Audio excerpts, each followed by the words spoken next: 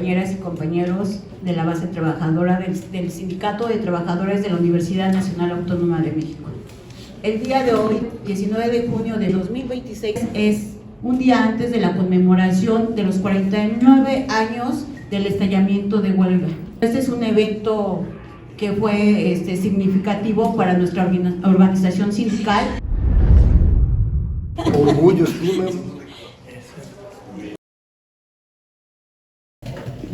Eli Pérez, que es actualmente una de las coordinadoras del Centro de Investigaciones Históricas del Sindicalismo Universitario.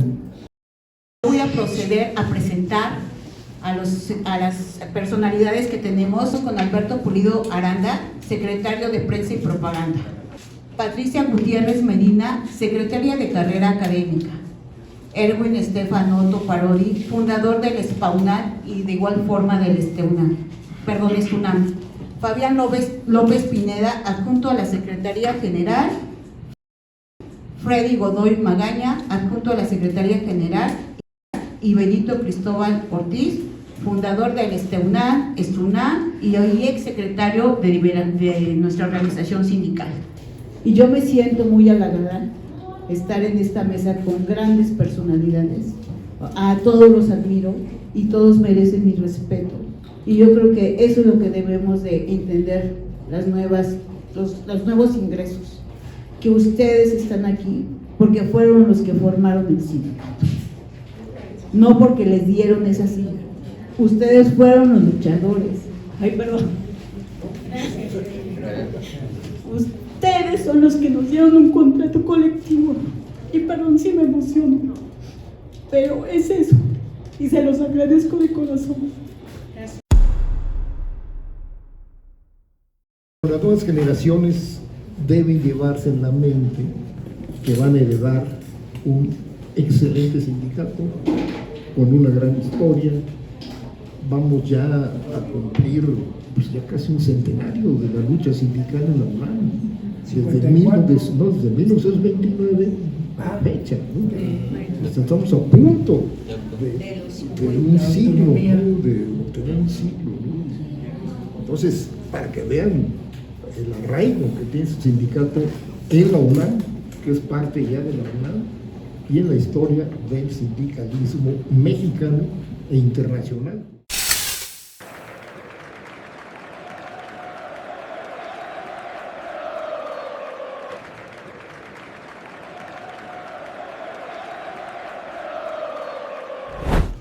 A las 7 de la mañana del día 20 de junio de 1977 estalla la huelga del STUNAM.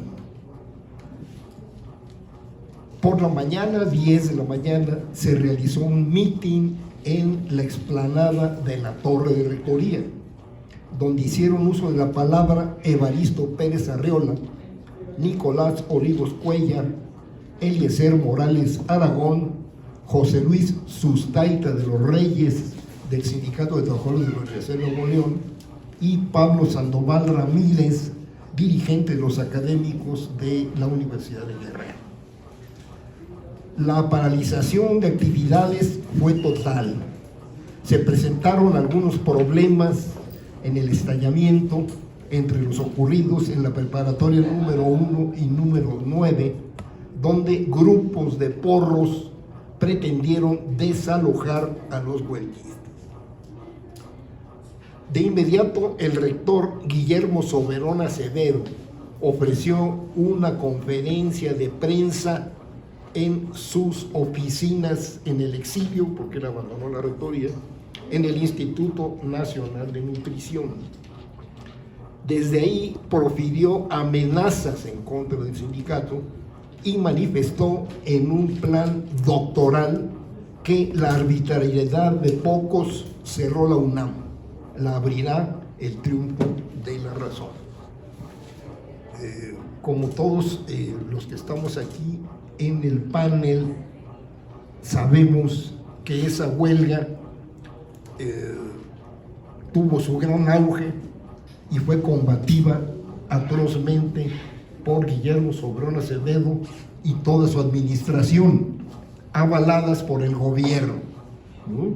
Y de manera particular por el secretario de Gobernación de ese entonces, el cual después tuvo un papel importante para que la huelga que había sido rota se obligara al rector a firmar con el sindicato el contrato colectivo, el reconocimiento con la policía adentro de la universidad. Reyes Heroles, ¿no? Reyes Heroles, que fue una figura destacada en el priismo y en el gobierno y en las reformas electorales que se dieron posteriormente. Esta huelga tuvo una amplia solidaridad a nivel nacional y cuando fue rota se amenazó con una huelga nacional que estábamos ya dispuestos a impulsar. También estaba parte del comité ejecutivo en la cárcel, que habían sido detenidos en un mitin. 3,000. Así es, que habían sido detenidos en un mitin en el Monumento a la Revolución.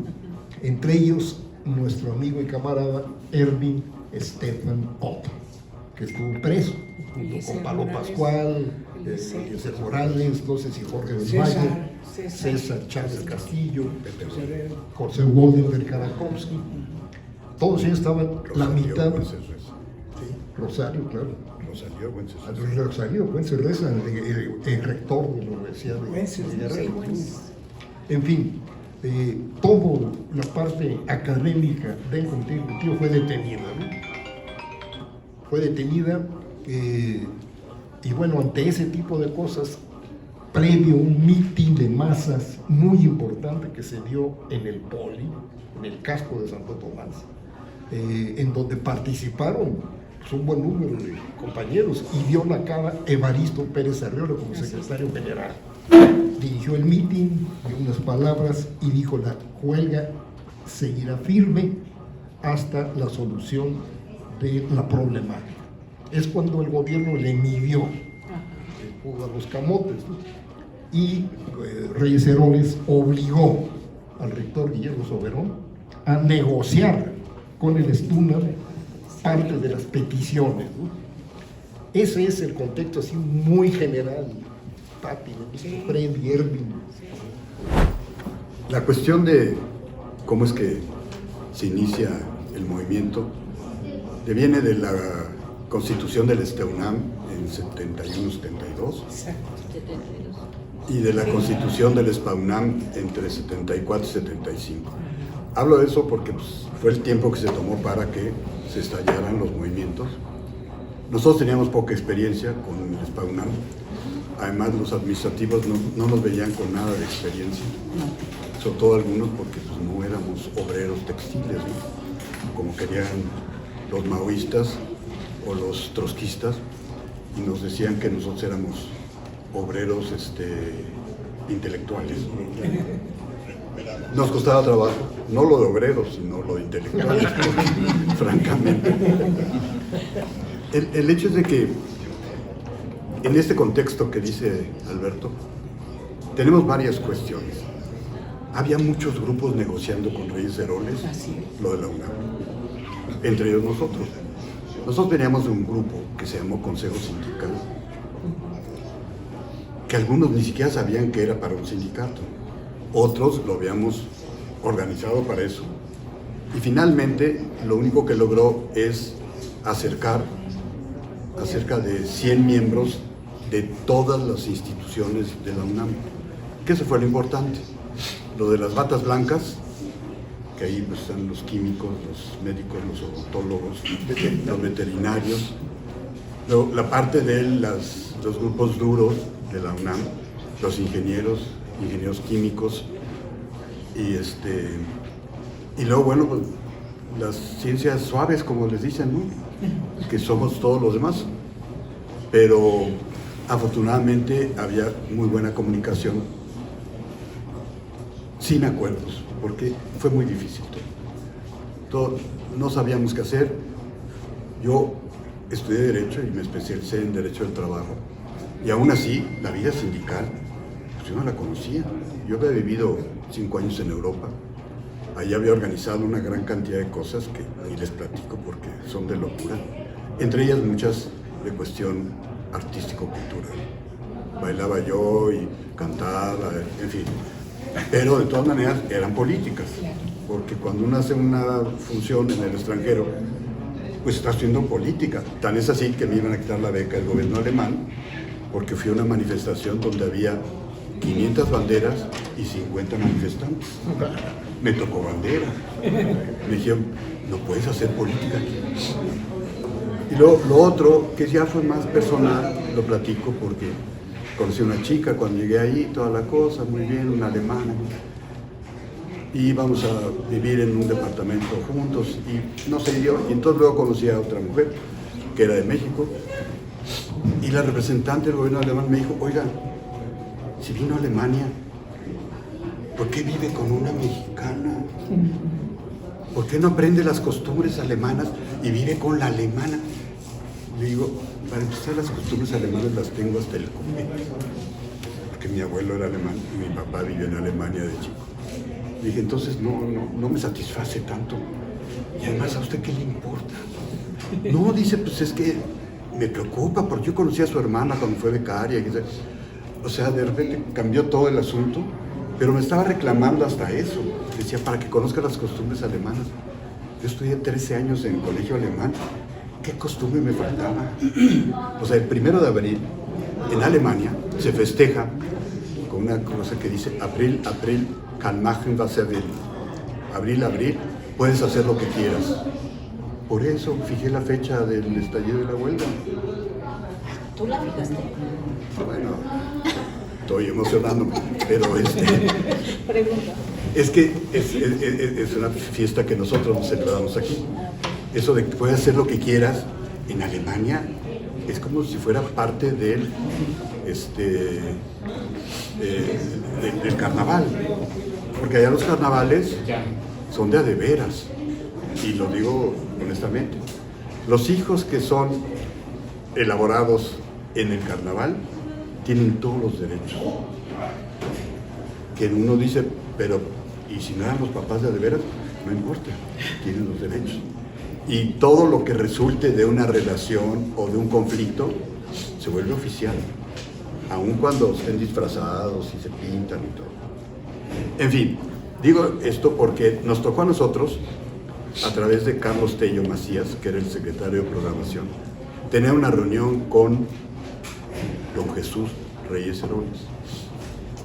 Fuimos 6 o 7, Pablo Pascual, Eliezer, Pepe,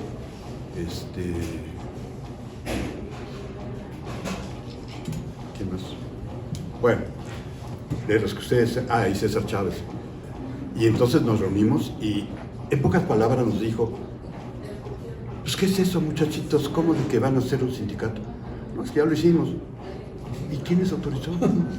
No, pues la ley dice que no nos debe autorizar a nadie. Y ya lo registraron, la Secretaría del Trabajo. No quieren registrarlo. Y entonces, ¿qué van a hacer? Pues vamos a hacer la huelga. Van a hacer la huelga. Pues si hacen la huelga, nosotros vamos a responder como responde el Estado. Los vamos a vallejear. O sea, se van a ir a la cárcel. Y entonces le dice Pablo Pascual, que era muy simpático, le dice, oiga, ¿y usted nunca ha sido parte de un sindicato? Y se mosqueó como diciendo, pues todos los funcionarios públicos, casi en automático, son parte de la FESTE. Y entonces no supo qué decir, le dijo Pablo, ya ve, usted también está en eso, vayan a registrar a la FESTE. Bueno, eso fue parte, fue una negociación privada, en donde en pocas palabras nos dijo, si ustedes están en la huelga, va a entrar el Estado, y el Estado va a aplicar lo que sabe, que al final lo hicieron. ¿Cómo lo hicieron con la policía y todo ese mecanismo? Yo creo que fue derivado del 68. Dijeron, no queremos muertos, queremos unos mártires, vamos a negociar con el Partido Comunista, me voy a dar la libertad de decir que yo no era miembro del Partido Comunista y teníamos diferencias, pero el Partido Comunista estaba ya negociando la reforma política y Evaristo Pérez Arreola era parte de la discusión y el debate. Por lo tanto, pues por eso digo, había muchos intereses para resolver, y resolver favorablemente. El rector de la UNAM, no ahora ni me refiero a otros, pero ese rector de la UNAM, Soberón, era demasiado hábil como para dejarse marear. Él lo que dijo es que resuelve el Estado. Porque si resuelvo yo, voy a caer.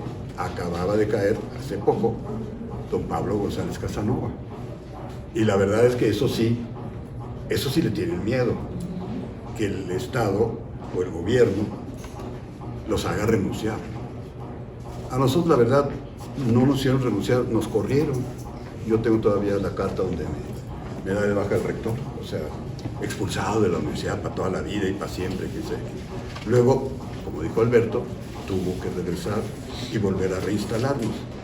Y ya ahí fue una negociación sindical, porque nos querían reinstalar a partir de ese día que nos reinstalaban, y nosotros dijimos, ¿qué pasó? Si yo ya llevo 5 años aquí. Nos tienen que reconocer, y otros llevaban 20. Entonces, bueno, nos reconocieron todo eso. Entonces, había más, digamos, elementos, y los cambios institucionales que nosotros queríamos proponer como sindicato eran más válidos que la parte de la comunidad universitaria, que ya no funcionaba. Funcionó en el siglo XVII, XVIII, XIX, principio del siglo XX, pero ya no funcionaba, no existía.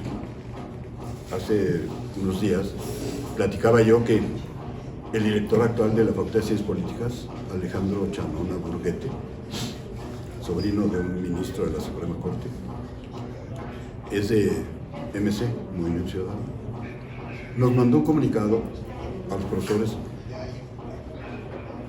en donde nos decía que cuidáramos a los alumnos, que la línea 3 no estaba funcionando, que no les pasáramos lista, que no les hiciéramos exámenes. Me lo encontré en el pasillo y le dije, oye Alejandro, los alumnos te mandan a agradecer, les acabas de dar la libertad absoluta de no asistir, de no venir y no hacernos caso, y tú me convertiste en bedel. Se me cae bien, me dicen que en bedel. Bedel era un puesto en la organización de los puestos de la universidad. Pero de los más bajos. No, pues es que el que le ayudaba a ponerse la toga y a los profesores. Sí. Y se me quedó viendo como diciendo, sí, le digo, te agradezco. Y además, yo no sabía porque nunca estudié con prefecto, pero me hiciste prefecto. No los castigue, ayúdelos, acompáñelos. Se me queda viendo como diciendo, qué mala onda, pero es cierto, está por escrito ese comunicado. ¿Cómo un director le va a decir a un profesor, no le hagas examen, pobrecito? Ni con la pandemia hicimos eso, y era más serio el problema. Bueno, este director, el año pasado que estuve de año sabático fuera del país, cerró 3 meses la facultad. Y este año ya van como 4 veces que le toman la dirección y que sea, o sea que sus elementos tendrá de juicio para cerrar. Y otra de las cosas que quería yo comentar en esto del ambiente es que verdaderamente los académicos tuvimos que aprender de los administrativos lo que era una organización sindical. Porque los académicos estamos peleados en la oficina donde trabajamos, con la oficina de junta, con el que representa a las lecturas marxistas, a las lecturas altuserianas, a las lecturas de Pablo González Casanova. No hay forma de orientarse. La famosa APIC, Asociación de Profesores e Investigadores de Carrera, era de risa loca. Yo estuve ahí. La convertimos en APAC, cuando cambió el concepto a personal académico. De carrera. Pero verdaderamente ahí conocimos a las batas blancas y era un golpe mortal para muchos de nosotros, porque sí sentían que eran comunidad, como cuates y amigos y todo. Y luego cuando los corrían, entonces se ofendían mucho. No funcionó. Y eso es lo que aprendimos nosotros. El sindicalismo tiene un tabulador, tiene una estructura y además tiene procesos que en el ámbito de los académicos son los concursos abiertos, y son abiertos y cerrados, y a veces eran abiertos, cerrados y con fotografía, porque ya iba ahí el que iba a ser el candidato que iba a ganar. Todo eso lo tuvimos que ir aprendiendo, y les costó más trabajo a las autoridades académicas. Por ejemplo, a mí me tocó negociar con...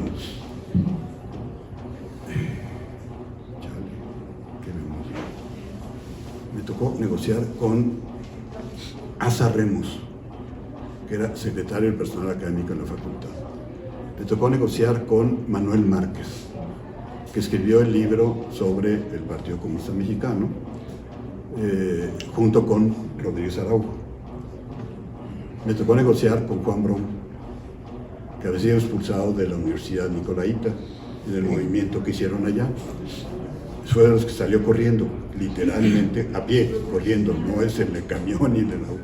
Se tuvieron que venir corriendo porque los estaban persiguiendo y cualquier transporte los identificaba. Y yo pensé que él sabría, pero no. El grupo de Flor Soler y de la facultad, molestos por lo de González Casanova, nos hicieron la vida imposible. Cuando nos constituimos, bueno, antes de que nos corriera Soberón, ya nos había corrido el director. Antes de que hiciéramos cualquier cosa, ya nos habían sancionado que nos iban a correr. Entonces, sí nos costó esa parte del aprendizaje de los académicos. Y después ya, cuando hicimos el STUNAM, en realidad no tuvimos experiencia de los dos sectores, sino hasta que empezamos a funcionar. Porque antes no nos vimos nunca. No. Digo, yo te conocía porque querías entrar a trabajar de prensa, pero te dije que no. Eso es un problema. Y lo mandaste a asunto. Sí. Lo mandé a asunto, sí. Pero de ahí salió un libro. A los tortibonos. No, en realidad, No, de ahí salió ya nos conocíamos, pero San Francisco. la parte de cómo nos organizamos, ahí está Benito, que se acuerda perfectamente bien. Nos costaba trabajo, porque lo de la bolsa de trabajo para nosotros era lo peor del mundo, perdón que lo diga. Porque se hablaba de la bolsa de trabajo como si fuera verdaderamente un centro de descalificación, calificación, premios y castigos, muy regular, digamos, aunque era muy novedoso para el STUNAM, llevaron 4 años con esa función. Entonces sí teníamos esa parte de la diferencia, que nosotros teníamos los concursos de oposición abiertos, las promociones, las comisiones dictaminadoras, que estaban constituidas por pues gente mayor que nosotros, bueno, que yo en ese momento. Yo no sé cuántos años tendría, como unos 30, pero los que estaban en las dictaminadoras pues tenían 50. Y a mí no me soportaban, no sabían ni de dónde venía, ni de dónde cómo había llegado ahí. Y yo llegué por Propio PIN. Pues bueno, me encontré a Ricardo Pozas en las islas, todo el mundo se queja de las islas, yo no. Cuando regresé de Europa y me dijo, ¿por qué no se viene a trabajar conmigo? Le dije, ¿y usted dónde trabaja? En ciencias políticas. Le digo, no sé si me acepten ahí. Sí, venga, tenemos un centro de estudios del desarrollo que constituyó Pablo González Casanova. Le dije, ya entendí. Y regresé a la rectoría y le dije a Madrazo Garamendi, que era el secretario general, porque me había recibido y me había dicho, ¿dónde quiere trabajar usted? Yo tenía un compromiso firmado, regresando a Europa, tenía que trabajar 2 años dando clase. Entonces le dije, regresé y le dije, yo quiero la facultad de ciencias políticas. No hay problema. Vaya usted a hablar con el licenciado Flor Soler. Fui a hablar con el licenciado Flor Soler y me dijo, y te voy a dar un asociado A de medio tiempo. Yo salí y dije, ¿quién sabe qué será eso? Entonces empecé a preguntar y me dijeron, no, pues ya te moló, ya los medios tiempos ni existen, y además es la mitad del salario, vas a tener que venir diario a dar clase, vas a gastar más en gasolina o en zapatos que lo que te van a pagar. No eras ni A, ni B, ni C. No, ya tenía doctorado, ya era Para que veas. asociado, ser por lo menos, o titulara. Entonces regresé con Madrazo, volví a tocar, y dije, oiga, fui con el licenciado Fonseca y me dijo que iba yo en medio tiempo. Dice, ¿tiene usted tantos años en el extranjero? trae 2 maestrías, trae diplomas, trae un doctorado, hasta publicó otra cosa. Marca el rojo de las autoridades. Licenciado Flor Cera, sí, está conmigo aquí el doctor Estefano. ¿Cómo es que le dio esto en medio tiempo? Y el otro, yo creo que haber dicho, sabía que me iba a crear conflictos. Ni lo conocemos ni sabemos quién es.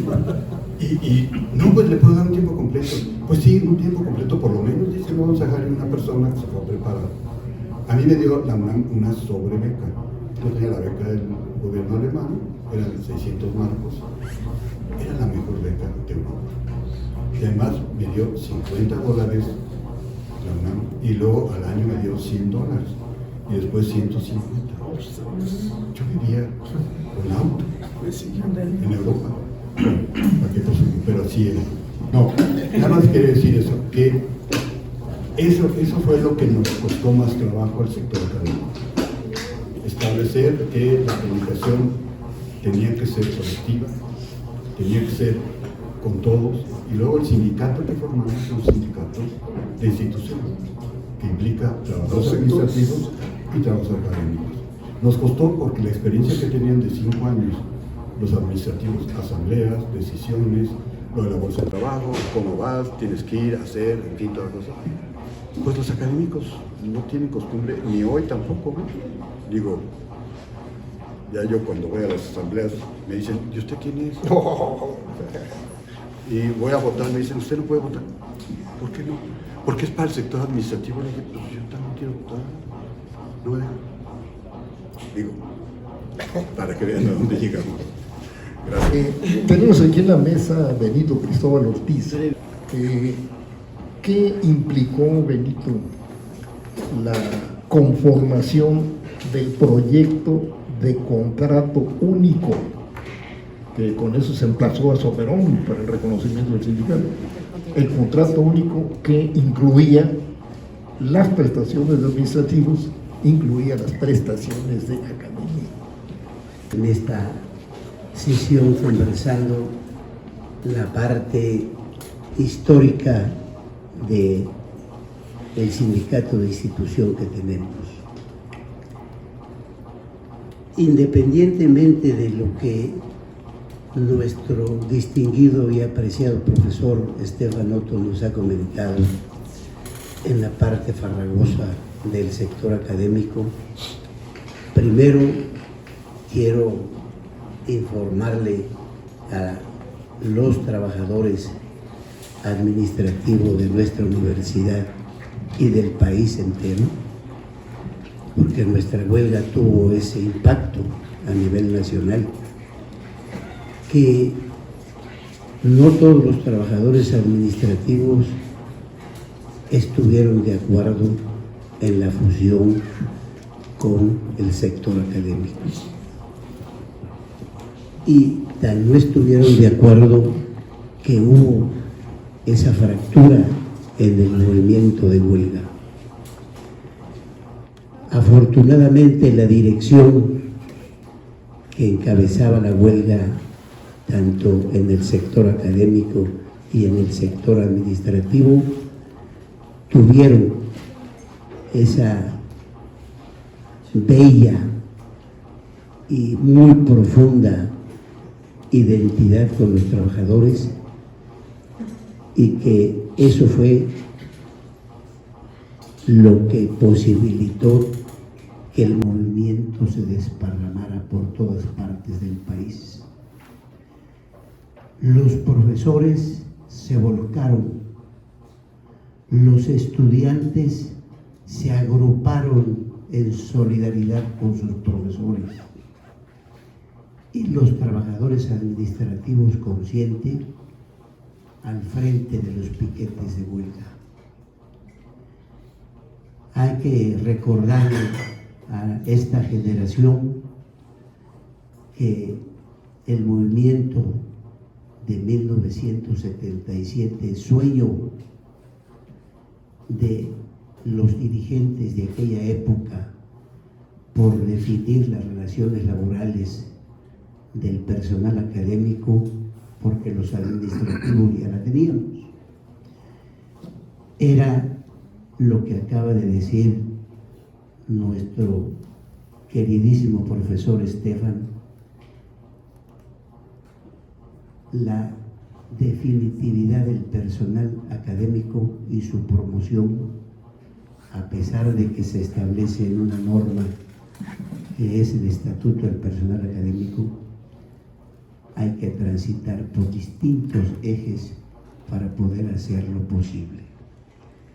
Eso que él lo llamó de manera muy sutil, que hay que romper barreras, pues es el poder que ejerce la autoridad universitaria para mantener el control del sector académico a todos los niveles.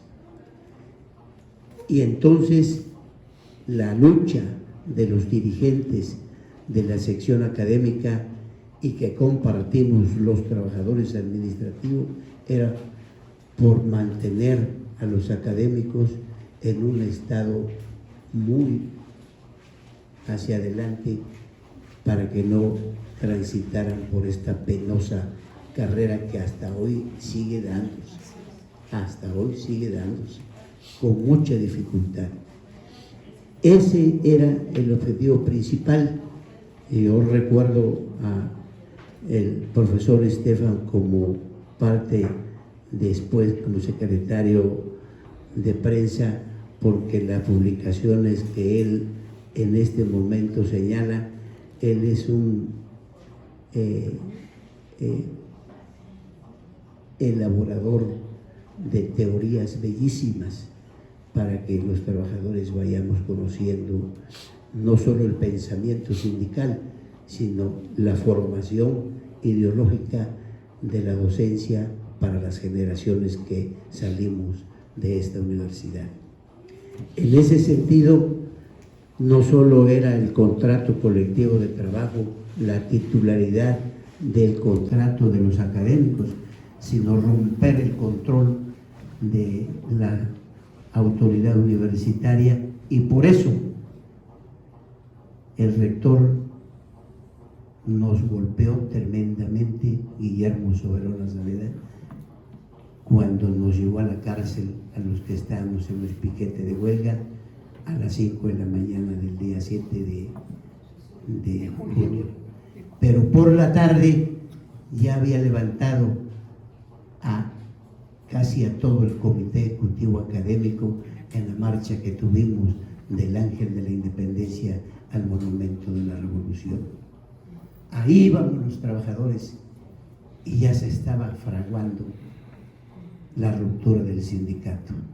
Yo le digo, muchas veces lo he platicado con Alberto, le digo, Alberto, estos son los ejemplos que le podemos heredar a nuestra generación, porque a pesar de la inconformidad que había promovida por la autoridad universitaria y también por el gobierno, porque ya la habíamos sufrido nosotros en la huelga del 72-73, cuando nos negaban el derecho a sindicalizarlo. Entonces, en este proceso de mucha tensión, surgió la dirección de los compañeros que estaban al frente del sindicato. El gobierno no negoció con los grupos, negoció con la dirección del STEUNAM y la dirección de ESPA-UNAM, que juntos ya teníamos ese proceso, como lo dice el doctor Estefano, con Evaristo a la cabeza. Y así concluyó el movimiento con los compromisos que posteriormente llevamos a cabo, como fue el recuento que no pudimos concretar porque tuvimos que enfrentarnos otra vez al poder de la UNAM y todos los intereses que esto viene. Esa parte que ellos iniciaron, porque no es fácil organizar al sector académico, aquí tenemos el cuadro histórico, una parte de ellos que lucharon por organizar este movimiento tan intenso. Repito, no fue solamente local, a nivel nacional. Veíamos llegar carros completos con despensa para mantener el movimiento. Vinieron los profesores de la universidad de distintas partes del país. Yo recuerdo, no porque sea de ese estado, a los profesores de Guerrero que venían con los alihuenses también, con Pablo Sandoval, que él era prácticamente ya integrante de nuestro sindicato aquí, convivió y se formó con nosotros. Entonces, esta es una pequeña parte de la historia de la formación del STUNAM y lo que por él han hecho los profesores y los trabajadores, y que yo recuerde, todavía tenemos cuentas pendientes en este sentido. Pati Gutiérrez Medina, la participación de la mujer en la huelga del 77, tanto del sector académico como del sector administrativo, pues muy importante, ¿no? Podríamos dar nombres, ¿no? María Teresa Opono, Josefina Vázquez Torres, pues sí, y de los académicos Marcela de Neymer, Lucinda Nava Alegría, no sé, Cecilia, Hortensia Santiago, que fueron pues pilares, ¿no? Ingrid Coster, Julia Cadavias Lilo, ¿no? Bien, los podemos aquí pasar también, ¿no? Y obviamente Pati Gutiérrez Medina. ¿Qué nos puedes contar de esa gran participación de las mujeres y qué te recuerdan como anécdotas importantes de esta participación? ¿Qué puedo informar? Ya hemos dicho mucho sobre este hallamiento de la huelga que fue el 20 de junio. Y de verdad que yo, la que les habla, pues era soldado, no, creo que era cabo, pero ya todavía era sargenta de primera división. ¿Por qué digo esto? Porque desde que ingresé a laborar a la universidad, y que por cierto, pues no había sindicato que contratara, me contrató la UNAM como supernumerario, exactamente, y así me inicié. Luego me afiliaron Bueno Versunza, que era una persona muy activa, superintendente, porque antes les hablaban, así, era el nombramiento de los jefes de servicio.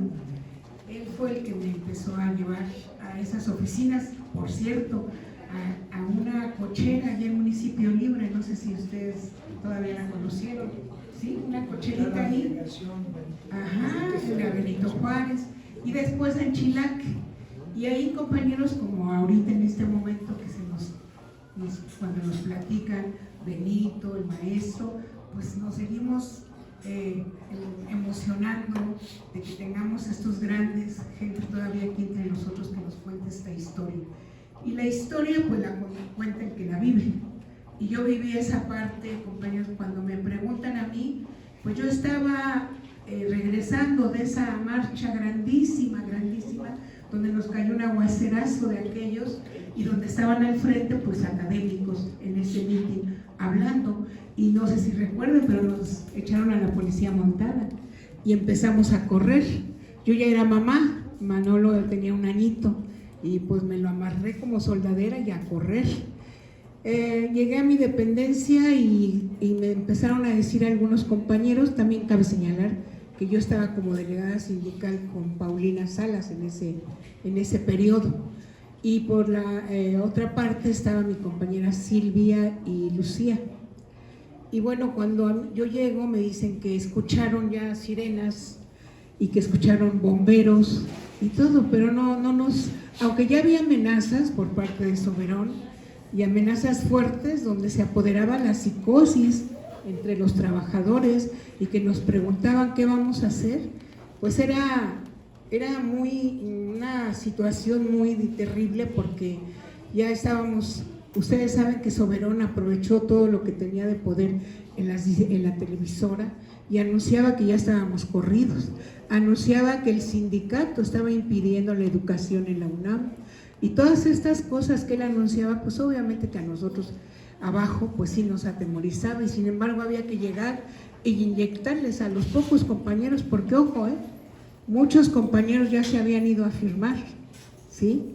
Y ya estaban y seguían yendo a los piquetes cuando ellos ya se habían protegido a través de una firma que habían convocado el rector y sus autoridades. Y efectivamente, bueno, pues seguimos en esos piquetes. ¿Qué hicimos las mujeres? Todo, de verdad, codo con nuestros compañeros, dimos la lucha, y siempre de frente, y en todos los movimientos ahí estábamos. Ahí mis compañeras, desde abandonar su hogar, abandonar a los hijos, dejarnos al cuidado de quien fuera, del papá o de los abuelos, por estar temprano en esos piquetes, escuchando. Y bueno, nos convocaban a las reuniones ahí en Chilac, en Centeno que se estaba cayendo en ese auditorio, ¿te acuerdas? Que cuando llovía, pues mejor hubiéramos hecho afuera y no adentro, porque era bodega, era auditorio, era todo. Imprenta, todo estaba ahí en ese, por cierto, por eso le decía al maestro que él escogió la parte más bonita de Centeno, que era lo que estaba, sí, era lo que estaba, hasta balcón tenía por si le llegaban en las estudiantinas o los mariachis. Esa parte era la más bonita, y pero todo lo demás era terracería y medio ahí prefabricados, y ahí estábamos con el espíritu combativo. Creo que no era fácil, porque yo sé que no era fácil convencer a las compañeras que siguiéramos, porque de verdad que la psicosis se apoderaba a veces de todos nosotros. Sin embargo, líderes como Benito, como los que están aquí presentes, Pulido, y no se digan nuestros grandes líderes que jamás tenemos que dejar de recordar, Evaristo Pérez Arreola, mi compañero, gran amigo, todos, Nicolás Olivos Cuellar, su hermano Leonardo, todos ellos, Tere O'Connor, que ya estaba ahí, y muchos, Josefina Vázquez, que para mí, ellas como mujeres fueron para mí un símbolo de guerra, de lucha, que ellas me enseñaron y que yo no claudiqué nunca, jamás fui a firmar, jamás, porque miren, después de esa huelga a la Facultad de Psicología, la doctora, los estudiantes le hicieron otra huelga. Entonces nosotros levantamos y los estudiantes levantaron la huelga ahí. Y la directora Amilla Paulina nos mandó a llamar y nos dijo que nos fuéramos allá por el Cine Manacar y que llamáramos a los trabajadores, y le dijimos que no, que ahí nos íbamos a mantener, porque los estudiantes eran leales con nosotros. Yo me acuerdo en las huelgas y todo, allí estaban ellos con nosotros. Y no se diga cuando salíamos a botear, el pueblo entero cooperaba, y si te ibas a la central de abastos traías comida no para un día, traías para un mes o más. Entonces eso es lo que viví yo como mujer con mis compañeras, con esas mujeres luchadoras, con esas mujeres que también traíamos a nuestros hijos, ¿sí? Yo me acuerdo, Manolo tenía 1 añito y pues ahí lo traía, y yo me acuerdo que ya cuando terminó la huelga yo dejé todos los botes de Pemex ahí que lavábamos para ir a botear, y me dijo, el primer día que se levantó la huelga y todo, me dijo, tus botes, mami, no te vas a llevar tus botes. Era mi herramienta de trabajo en esa época. Y bueno, como eso les puedo contar muchas cosas, pero que finalmente, compañeros, tenemos que reconocer la participación de esas mujeres luchadoras, que hoy yo les digo, y por eso le digo a mi compañero, a esos grandes compañeros que dieron la lucha conjuntamente con nosotros, que tenemos que seguir reconociendo, que no podemos dar un carpetazo y desconocer quiénes estuvieron al frente de esa gran lucha. Y fueron hombres y mujeres que seguramente muchos de ustedes son hijos o nietos de esos grandes líderes, y que hoy tenemos un contrato colectivo que construimos pedacito a pedacito. Por eso cuando a mí me dicen, ay, para lo que se logró, me entra una rabia y un coraje, porque no saben lo que luchamos los líderes y los que estábamos atrás de ellos porque obtuviéramos esto. No fue fácil. ¿Ustedes creen que cuando entra la policía fue fácil? Yo veía a mis compañeros y me veían ellos a mí, y yo me hacía la fuerte, pero por dentro estaba yo pensando 1000 cosas, que ya no teníamos trabajo, que ya estábamos corridos, que no sabíamos qué iba a pasar cuando subieron a mis compañeros a aquellos camiones llamados delfines, ¿se acuerdan? Ahí los subieron algunos y a otros. Nosotros nos sentamos en unas escalinatas y hicimos una bandera de papel en blanco, pero no por eso no nos patearon nuestras barricadas, nos rompieron las banderas y temblábamos, de pies a cabeza, y nos agarramos de las manos y esperamos a que nos convocaran para ver qué iba a pasar. Y bueno, después de lo que pasó y después de las conquistas que logramos, yo les digo y aprovecho este micrófono para decirles que la lucha sigue. Efectivamente, la lucha de los académicos tenemos que continuar y ojalá que hoy los que estamos aquí podamos vivir ese triunfo como vivimos el triunfo de 1977. Gracias, compañeros. Pero las anécdotas no.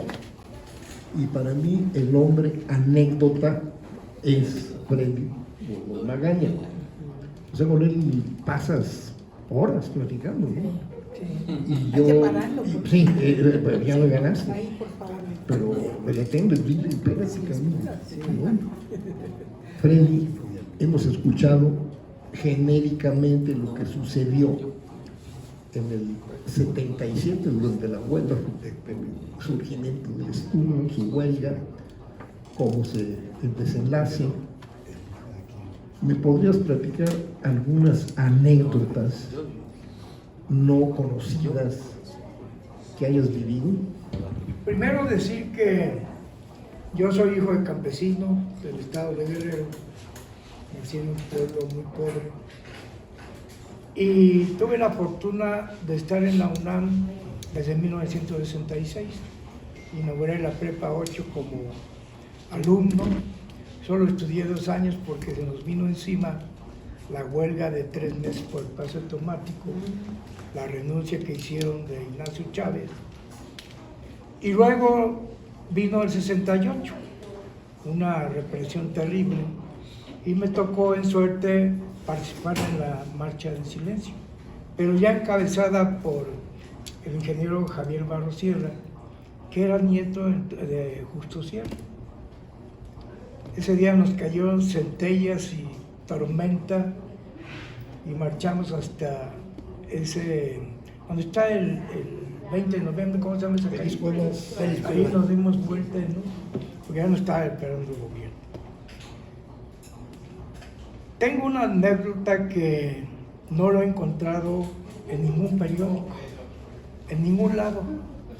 Resulta que por pura casualidad me comentó Josefina, oye, quiere hablar el secretario general contigo porque se intenta sacar un desplegado en el periódico, pero no había recursos. Y nosotros afortunadamente habíamos volteado y teníamos, ya para entonces éramos delegados con Fabián, Juan Perrera y Juan Cepeda en Vallejo. Del Partido Comunista. Y era del Partido Comunista. Había algunos como Fabián que no era del Partido Comunista. Él venía con Berto Castillo, pero era un gran luchador. Sin embargo, las reuniones del Partido Comunista pues eran en corto, ¿no? Entonces fui solo allá, me encontré allí a Agustín Castillo, que estaba en la FESUNTO, allá en San Francisco. Era el único que estaba allí, Fragoso, y no me acuerdo quién es más. Entonces llega un propio, porque había la negociación real que hicieron para que Reyes Heroles pudiera consentir la reunión, fue por Campa, Valentín Campa y Demetrio Vallejo. Y entonces en ese momento le avisan, porque fueron muy poquitos del comité ejecutivo. Tú me aclaraste que no fueron todos porque sospechaban que los iban a detener todos ahí. Entonces Evaristo, pues vámonos. Y nos fuimos. Y ahí nos encontramos a Soberón, ya sentado en la mesa principal, que es muy larga, y a Evaristo lo dejaron sentar allí en medio, y todos los demás ya estaban ocupados. Pues ahí estaba Fixamudio, el viejo, que era un terrible enemigo del sindicato. Estaba Valadez, Diego Valadez. Bueno, estaba hasta Ruy Tamayo, Pérez, ¿no? Ruy Pérez Tamayo. Estaba, desde luego, creo que estaba allí Jiménez Espriu. Había un tipo que se llamaba López Verdugo, que era un ingeniero de una barbita partida. Estaba Morales, Dávalos Morales, del Puro. Y entonces, nosotros los que íbamos, que no éramos del comité ejecutivo, éramos delegados, nos sentaron en la alfombra.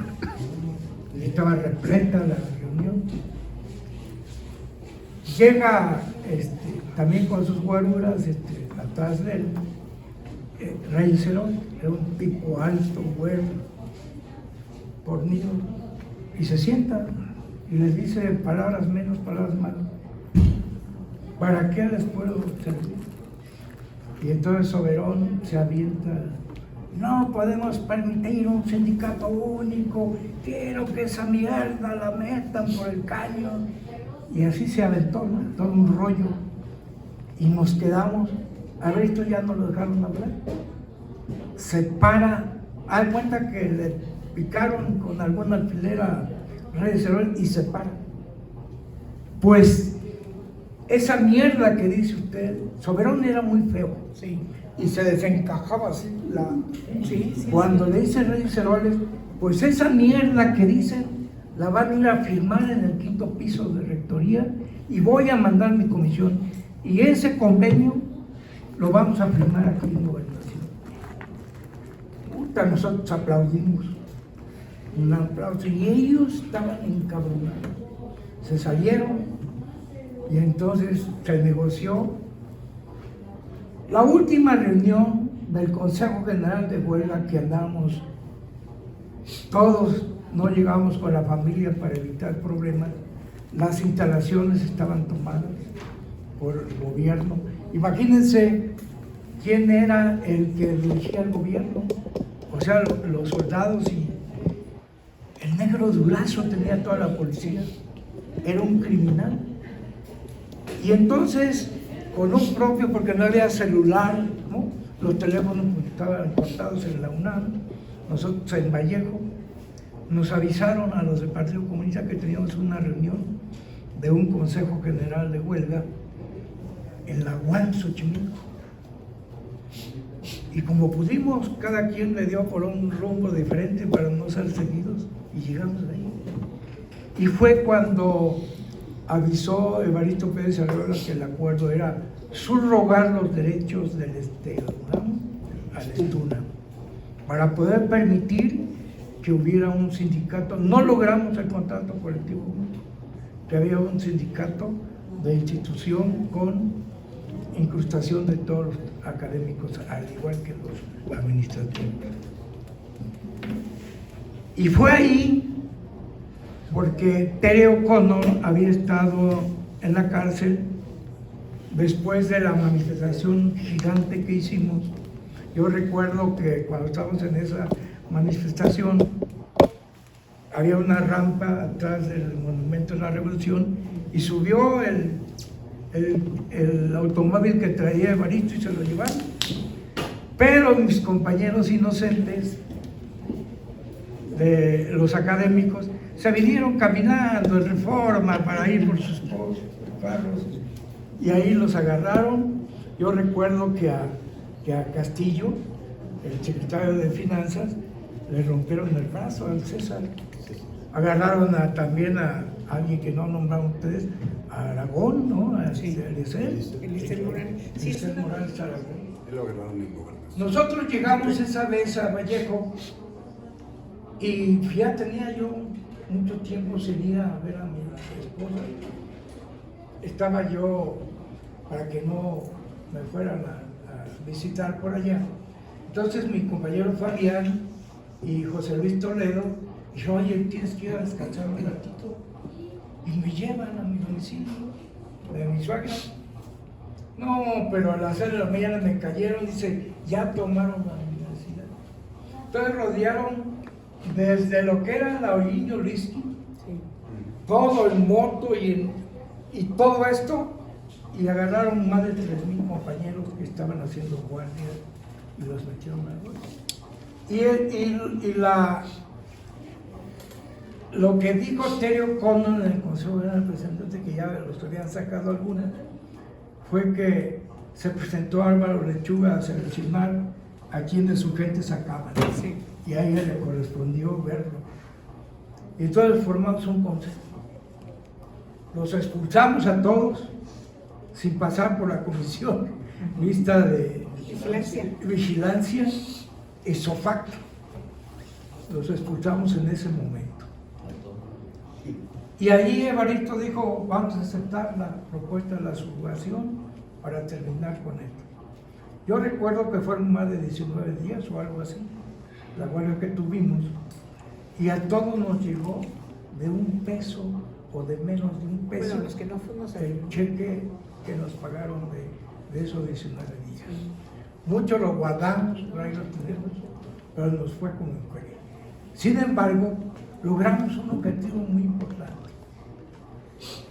Ese día, porque ya había sucedido allá en Zacatenco, que se había vestido alguien de mujer y sacaron como si fuera verdad.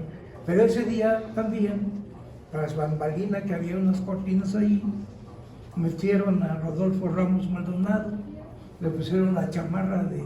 Pues estábamos rodeados de Evaristo. Y estábamos rodeados de agentes que decían que eran periodistas y lo sacaron de una moto, ¿sí? Y todos se fueron con la finta. No, pues Evaristo estaba allá. Salió por otro lado. Salió por otro lado. Pero esa fue una situación muy complicada. De veras, en Vallejo a 2 compañeros nos los pegaron, los guaruras esto, y tuvimos que salirnos de ahí. Teníamos buena relación con el Politécnico y nos prestaron unas aulas allá para sesionar con académicos y administrativos juntos. Teníamos una bodega en economía en todo el Ho Chi Minh, donde cada semana nos daban las expensas para poder entregar. En Vallejo habíamos volteado y habíamos abierto algunas cafeterías que estaban ahí y también ahí tomaban sus sagrados alimentos. Y esta parte del préstamo que nos pidió Evaristo para sacar un desplegado, que nunca lo dejaron sacar, le prestamos 40,000 pesos, eran monedas de pesos de plata. Pues llevamos un bolchito, ahí por el General Anaya, vivía un compañero que era del Partido Comunista, y le entregamos el dinero, unas cajotas así. Pasó el movimiento, le preguntamos a Everito, oye, pero no salió el desplegado. Dice, no lo dejaron sacar, regrésate por el dinero, no lo utilizamos. Y regresamos por el dinero y sí estaba todo íntegro. Y lo que hicimos fue repartirlo a todos los trabajadores, terminando el movimiento. Ay, a mí no me tocó. No fue fácil. A mí tampoco, Pero eran de los trabajadores de Vallejo, porque allí voltearon alumnos, académicos y todo. Nosotros teníamos una comunidad universitaria que era muy reaccionaria, sobre todo en el área académica. ¿Por qué? Desde el 72 se presentó esto, no pudimos ensayar la huelga el mediodía, lo hicimos 7 días después, porque Bernal Sagún, que había sido el primer coordinador de los SHs, de los 3 SHs, Azcapotzalco, Natalpa y Vallejo, un año después nació Sur y Oriente, pues eran contratados del Politécnico, eran matemáticos, biólogos, químicos, y si acaso en la Universidad de la UNAM, pues había los del taller de redacción, historia y todo eso, ¿no? Y entonces, ¿cuándo han sabido ustedes de un movimiento académico en el Politécnico? Nunca. Y eso nos formaba una coalición entre porros y demás. Yo digo que independientemente de todo lo que sufrimos, tuvieron los líderes un gran acierto de la función que hubo como sindicato con los académicos. Y creo que ha sido un triunfo arrancado con el sudor y el derecho que tienen los trabajadores de unirse en un solo sindicato. Y eso creo que es valioso para todos. ¿Qué tenemos que hacer? Cuidarlo, seguir en la lucha y buscar mejores condiciones para todos. Gracias por escuchar. Mi estimado Fabián López Pineda, tú como historiador del sindicalismo universitario, ¿qué papel ha estado jugando la organización sindical en el ámbito nacional, tanto de esos tiempos como de los actuales? En una apretada intervención, ¿cómo ves este asunto? Yo participé en la huelga como delegado sindical y me acababa de incorporar a la Comisión de Tabuladores, pero también como estudiante de la Facultad de Ciencias Políticas. Iniciaba yo mi carrera de sociólogo, soy egresado de la facultad. Tuve el honor de que el doctor Wodenberg me dirigió mi tesis, que es el libro que me editó el sindicato. De las primeras ediciones del sindicato, después fue el libro de Beto. La verdad es que yo considero que la fusión real se dio en el proceso de huelga, porque yo los escucho y a pesar de que pues, he investigado también lo que hemos vivido, pues lo vivimos en diferentes niveles. No es lo mismo como lo vivió el doctor, que no lo dice, y hoy lo estamos aprendiendo, a que lo vivimos nosotros en el CCH, la fusión y el mismo movimiento, porque nosotros firmamos, constituimos, soy constituyente del sindicato, nosotros constituimos el sindicato el 27 de marzo del 77, pero nosotros vivimos dos, decía, me llamó mucho la atención lo que decía el doctor, y es real, vivimos dos métodos distintos de sindicalismo. Nosotros en el CCH teníamos a profesores como Valdespino, que traían una trayectoria en el Comité de Lucha de Derecho. Teníamos a profesores como Fabio Barbosa, venía del movimiento guerrillero, y teníamos a varios profesores que encabezaban el movimiento de profesores y estudiantil, y nosotros los veíamos como estudiantes. Y el problema es que nos confrontábamos porque en general los administrativos veíamos en la lucha de los profesores como el que su lucha estaba para llegar a ser director o ser funcionario, y así lo veíamos en varias escuelas. Y entonces pues había mutuamente había porque lo vivimos, estuvimos a Galán, el mismo Valdespino, los mismos luchaban por la dirección, los Mesta luchaban por controlar, pero lo veíamos en eso, y ellos tenían su propio proyecto porque venían del movimiento del 68, y a nosotros todavía nos faltaba, y venían del movimiento del 71. Claro, eso a nosotros pues, nos influyó mucho, pero nosotros, como bien dice Freddy, la gran parte, y lo dice Patti, veníamos muchos de la emigración del campo a la ciudad. Yo también vengo de Guerrero. Y como, por ejemplo, yo como llego a delegado sindical, en el Esteunam teníamos delegado propietario, suplente y auxiliar, ¿sí? Y ahí los dirigentes en Vallejo era Josefina, Freddy y Simón. No podíamos colar nadie más, porque ellos eran del partido, y ser del partido tenía una ventaja, como ser de la dirección. O sea, ser de la dirección manejaban la información directa, y como decía el punto ingeniero, la información era la madre de todo eso, ¿verdad? Y entonces, ahorita, y lo mismo, ser del partido tenía la información de primera mano, porque aunque teníamos la corriente es un frente amplio, rojo, donde estaban los comunistas. Yo siempre me consideraba comunista porque siempre participé activo. Yo nunca aunque yo era el PMT, pero siempre participé activo como activista del Partido Comunista, ¿sí? Y los compañeros que no lo eran, como los compas del CCH, como Peralta, como Lechuga, como Cirilo, que son los que traicionaron en la huelga del 77, ¿sí? ¿Y cuál fue lo que nosotros veíamos? O sea, nosotros veníamos de estar en gobernación, porque me llamó la atención también lo que decía el doctor dice, bueno, en la reforma ya estaba Evaristo, sí, porque en Gobernación estuvimos en la discusión sobre el apartado C, y ahí estaba el planteamiento de separar la relación de académicos con administrativos, y ahí estaba en juego la cuestión de la ingreso, permanencia y promoción de los profesores. Que eso, a la pregunta que hacía Pulido, eso fue lo que se incorporó, lo que estaba en el centro del contrato único, porque el contrato único lo formó nuestro convenio colectivo de trabajo que conquistamos con la huelga de 1972, más todo el proyecto de contrato académico, donde estaba en el centro eso, el ingreso de los profesores, la permanencia, la promoción, pues obviamente la seguridad del empleo. Lo que nosotros luchamos en 72, porque todos fuimos contratados los tres como supernumerarios, pero así, si no lo explicamos, ¿qué es supernumerario? Es interino. Y podemos estar 5 o 10 años, como ahora los profesores hasta 20 años se jubilan como interinos, y podíamos estar. Pero te corría el patrón cuando querías. Por eso, éramos interinos. Y eso era el problema. Cuando nosotros ganamos la huelga del 72, lo primero que se hizo el comité ejecutivo fue formar una comisión mixta de regularización. Hoy la tenemos. Y entonces, ¿cuántos trabajadores nos regularizamos?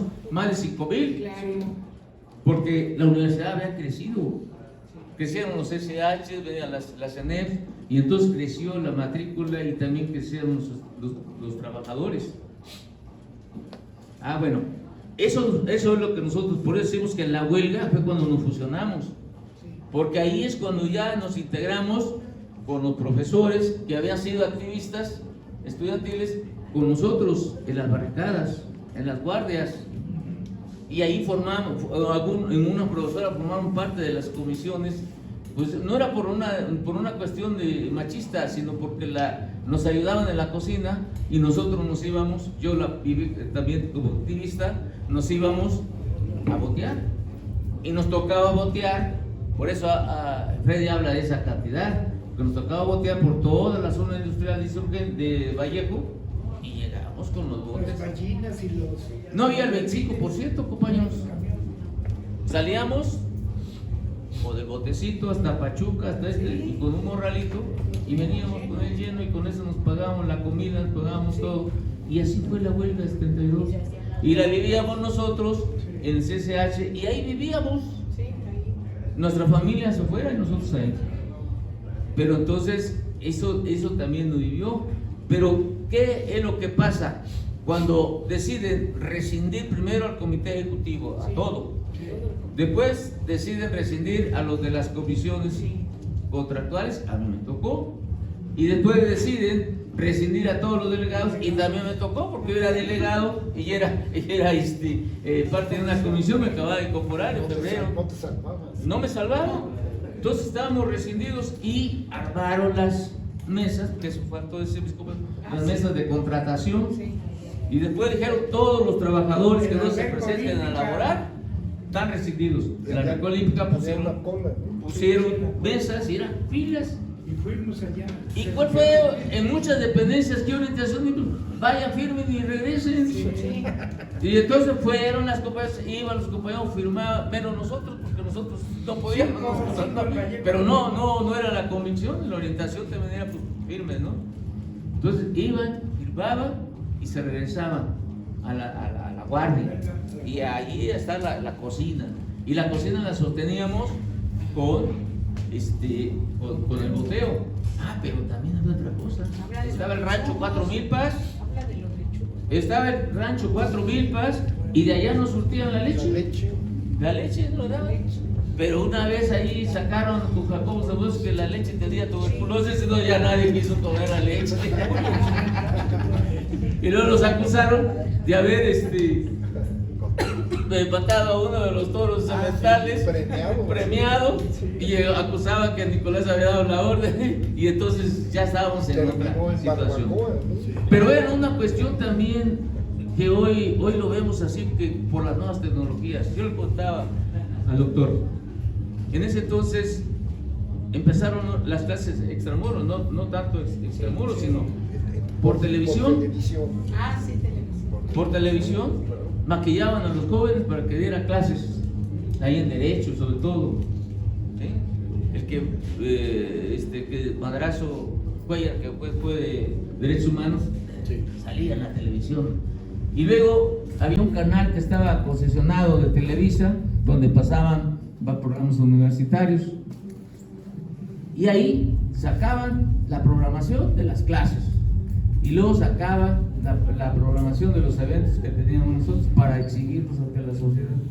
Pero aún así teníamos una gran cantidad de solidaridad. Y en esta situación que dice Alberto, en el UNAM, una de las principales funciones del UNAM fue ser polo de atracción del conjunto de sindicatos universitarios.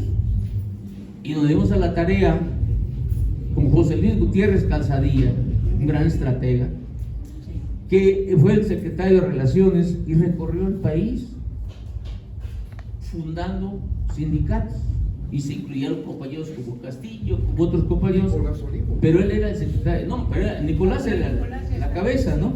Pero fundando sindicatos, y estos sindicatos, compañeros, fue lo que nos dieron. Sutaita era el secretario general del sindicato de Nuevo León, era uno de los más grandes, y ese apoyo, cuando ya estallamos la huelga, cuando tuvimos eso, pero había otra cuestión, no nada más entró la policía. La Universidad Soberón decía, la investigación es lo fundamental. ¿Qué hizo? Pues nos sabotearon la subestación, dejaron sin luz y nos responsabilizaron, y sin agua. Y a partir de ahí nos con el abogado, que era el abogado general, sinaloense, que está en el Instituto de Ciencias Jurídicas, Diego Valadez, nos denuncia la dirección del sindicato en la Procuraduría de Sabotaje, y ahí estuvimos con Evaristo y Nicolás y despojo. Ahí estuvimos porque los querían detener. O sea, lo que nosotros de abajo veíamos, y ahí estuvimos con él. Y regresábamos. Es el delito que nos sacaron. Así después. Pero eso, ¿qué ocurre, compañeros? Dejan sin luz, sin agua, y nos acusan de la investigación, de haber echado a perder y parar investigaciones de años. Por eso nos acusaban, y por eso nos rescindieron el contrato a todos. Y por eso, compañeros, cuando ingresa la policía, por ejemplo, se acaba de crear la Universidad Metropolitana, era el secretario de Educación Muñoz Ledo, y nos dieron al ojo en la Juan Xochimilco, y ahí sesionamos, pero también sesionamos en la Plaza Roja. ¿Y qué pasaba ahí, compañeros? Pues que nos rodearon. Estábamos con el CGR esperando que llegaran de gobernación en esta reunión que tuvieron, y estábamos desesperados los delegados, porque le decíamos, ¿por qué no hay el CGR? ¿Por qué no hay el CGH, el SV? Pues van, después de una hora nos dicen, es que estamos rodeados. Nosotros salimos caminando y nos fuimos al CCH Valle, y salimos, pero los compañeros trabajadores cuidaban a sus delegados. La solidaridad también era de los trabajadores. O sea, si Patricia llegaba a psicología, la estaban esperando, pero compañeros que ya estaban vigilando, y a nosotros que estábamos allá en la zona norte, porque a un lado de la central estaba alejado, no había el eje de 100 metros, nos cuidaban, y nos fueron a encontrar para ver si veníamos y nos abrieron el espacio, para ver que el plantel estaba. Y entonces, y después de ahí salió una marcha con la gran solidaridad de estudiantes y profesores y de sindicatos universitarios agrupados en la Federación de Sindicatos. Y ahí también teníamos un asesor jurídico que venía desde la TAUNAM, Juan Manuel Gómez Gutiérrez, que tenía comunista, que él dirigía el Frente Sindical Independiente, y esos sindicatos como La Campana, que eran sindicatos, y otros como el de Nissan, que él asesoraba, estaban para estallar la huelga en apoyo a los trabajadores por el lado de mis compañeros, pues tenían la relación con Galván, con la tendencia democrática, y ellos tenían sindicatos. Yo recuerdo la revista Solidaridad, que por ahí estaba la relación y había relación con sindicatos. ¿Sí? Entonces, todo eso nos cubrió, y también no nada más fue la negociación de gobernación, sino todo eso nos cubrió, y fue que salimos con el sindicato, ¿sí? Con el sindicato, con el convenio colectivo de trabajo subrogado, el dividido.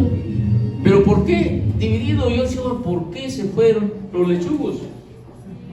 Pues se dice, después se encuentras que les ofreció Soberón que iban a administrar el convenio colectivo de trabajo. Y a nosotros pues nos iban a correr. Entonces, a la anécdota que le dijo Reyes Heroles también, entre otra situación, que hay dos anécdotas que él nos dice, aquí el doctor podría decirnos, o él nos la comentaba. Reyes Heroles decía, bueno, pues ya, tírelos, tráelos, decía Reyes, que digo, sí, pero ¿a dónde los tiro? ¿A dónde los pongo? Lo mismo acá. Entonces, fue esta parte muy importante, y lo mismo le dijo Reyes Heroles con los lechugos a Evaristo: ¿en dónde? ¿Qué quería que hagamos con ellos? A esos déjenmelos a mí. Y sí, fueron expulsados. Pero nosotros no vivimos fácil. Llegó momentos que andábamos como en la clandestinidad, como nos íbamos, como llegamos. Cuando entra la policía no había teléfono celular. Cuando entra la policía nos damos cuenta por la televisión, y ahí nos vamos corriendo con Freddy ahí a la raza.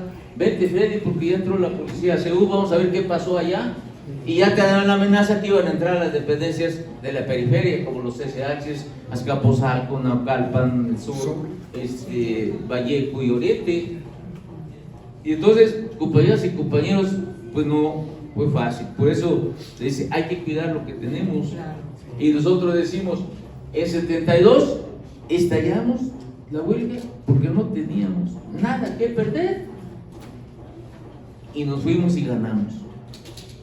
Decimos, entrábamos como supernumerario, ganamos la contratación colectiva y la administración de las plazas. Decía, lo que decía el doctor era real. Los profesores nos veían así, bueno, estos, ¿por qué meten a trabajar así? También teníamos otra mentalidad nosotros. Decíamos, es que el profesor va a meter a trabajar a un profesor, a un hijo de él que sí está preparado, y va a entrar como profesor. Y nosotros siempre nos planteamos como parte del apartado A del artículo 123. Por eso se llamó convenio colectivo el primero, pero era las funciones de contrato, revisión cada año, y cada salarial, y cada 2 años el clausulado. Compañeros, si nosotros no teníamos la base, éramos supernumerario, pues ahora ya hasta los 28 días lo superamos. Ya entras a otro día con base. Aquí a Pati le tocó mandarle la bolsa ya sin prueba de 28 días. Exacto. Entonces, compañeras y compañeros, yo digo, eso es el problema. Nosotros trabajamos más de 40 horas, trabajamos 6 horas, 6 días. Ya para el 77 nosotros ya íbamos avanzados. Y ahí sí, le digo yo al profe, ahí sí nosotros arreglamos todo, como administrativos, porque arreglamos el convenio. Porque ya teníamos todo avanzado, prácticamente iniciamos con 48 cláusulas y 3 transitorias, pero estaba la base de todas las 129 cláusulas que tenemos hoy, y las 48 transitorias, pero esto es las bases. Ahí se generaron las comisiones mixtas.